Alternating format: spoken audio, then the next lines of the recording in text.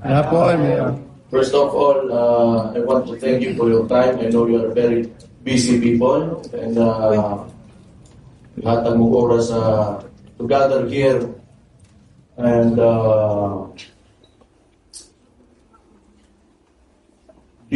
let's cooperate and think about what we have to do to reclaim this country and give it back to the people. Yes. So fundamentally, I joined PDP Laban because my father is here, the PDP, and though he is in The Hague right now, he is still a member of PDP. Yes. Yeah, still the chair of PDP Laban. While he is not here as acting president, I feel that it's my responsibility to organize all of us and decide among all of us, should agree on things on what direction we have to take until the 2028 elections. So, what is the concern? It is the country and its people.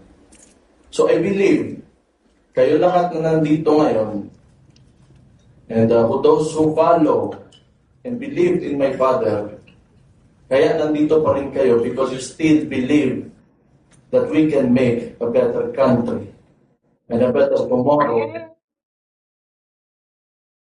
Not only for us.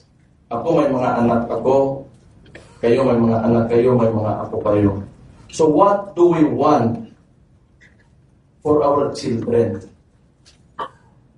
Kasi sa nangyayari ngayon, pag nagpatuloy ito, could you imagine kung anong klaseng bansa our children will grow up? Tayo, sanay tayo sa hirap because, but we want more, we want to make our children have a comfortable life, have a peaceful country, free of corruption, that's the main thing, free of crime, and good governance. It doesn't have to be perfect.